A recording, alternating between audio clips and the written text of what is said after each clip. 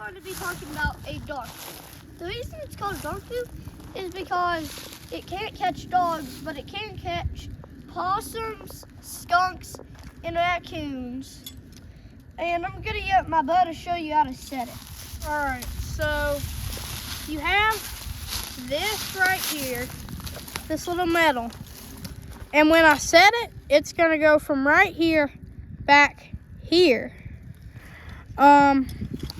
And then, so when an animal sticks his hand in, you might be able to see a bar that I'm moving in there. But how I'm moving it is this little trigger right here. And I'll show you how to set it and how the trigger works. So you got this big metal little dog. And you're gonna take your hands or trap setters, whatever you're setting it with. I'm using trap setters because these are still pretty new and they're pretty hard to set, but you just take your dog and put it right under that trigger that I just showed you. Just in case you don't know what a dog is, that piece right there is a dog. Now, I'm not going to touch it because it would probably set off if I did. And now this right here has moved back to here.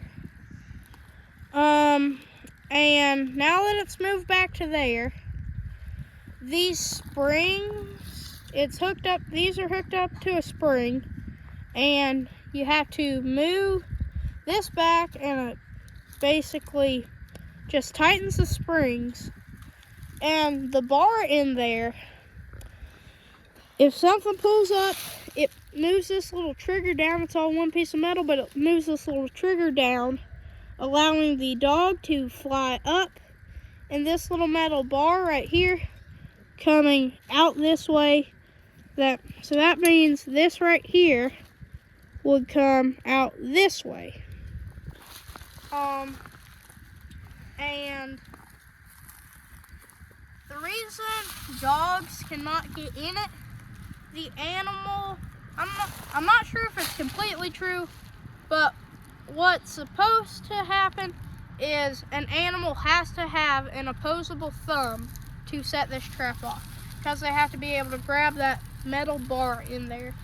And places you might want to set them is like around the tree like this. It doesn't come with this wire if you buy it. We've just put this wire on to put it around a tree. You can set these with just a big, long, like foot or more metal stake by hammering the stake into the ground. Put it through this and hammer the stake down into the ground and make sure the trap doesn't go anywhere. And then you have this right here, what you do is you just push it down into the ground and then do something like that, and maybe set it straight up as like that's pretty good. And you would want it wired to a tree or staked down. I'm gonna let him do this next part. So you want to take, so if you buy this piece of wire to put on it, you want to go like this, run the whole trap, run this trap through the wire without setting the trap off, through everything, so it's like that, and then put it in the ground down here. What is possible but not likely, a raccoon could get caught and climb the tree, but that is not likely, but it could happen. The cable shouldn't hurt the tree. It might if you leave it there for years. I don't think you can buy them like pre-made like this. I mean, you probably can somewhere, but we did not buy ours. We just bought a cable, just a straight cable, and we bought some of these things right here. And it's got two little holes that you run the cable through. You run it through this one first, you go through probably twice the length of this loop, then bring it back through the other side to about probably a quarter to half an inch through the other side, then put it on a hard surface and hit it with a hammer until it looks something like this. And then to keep it on here, I think if you buy a pack, it should come with this and this in it. And this has a little hole right here. It's big enough to run the cable through. But you put the cable in here. I would say this one's a little short, but about the same as this. You might want it a little shorter just so it can fit in here good. But once that's on, it can't pull out of this. We have both caught coons in these before, so they work. Yeah. I would say best places to set them are probably around creeks if you're just trying to catch coons. But if you have a problem coon or maybe a possum around pets or houses, then you would want something like this. If you don't have it, something that'll also work as a box trap. And then the bait that I like to use is cat food. Dog food will work fine too. Yeah.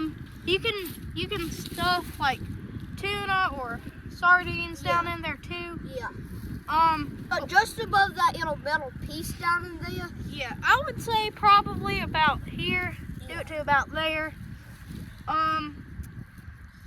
And if you use cat food or dog food, I would put something like fish oil or maybe syrup or honey on top just to give it a little more scent and smell. And they'll just eat down to that bar, and then eventually they're supposed to grab onto that bar because they think it's like food, and then they'll pull it up, which again that makes that thing go down. That thing right there. So the dog comes up and this comes that way and traps their paw or hand or arm. Or just kind of get caught. Yeah. I have had a coon that's been smart enough to actually pick this thing up and dump the food out like that. So you might not catch all coons with something like this. I think that's probably going to be about it for today's video. Do you have anything more, Sawyer? Maybe some. If you are going to wire it around something, I'd suggest not to wire it around like a stump or something, because I caught a coon in one of these and it was wired around a stump and it jugged the stump down a hill, and the only reason I got the coon is because the stump got caught up on a tree. One more thing I do think I want to show you in today's video is what happens when these get set off. So I'll just set it up close to you so you can see, but I'm not sure if I'll be able to set it up very good with this, but the idea is something comes in to that bar, lifts up, and that happens. And I think that's going to be all for today's video. See you next time.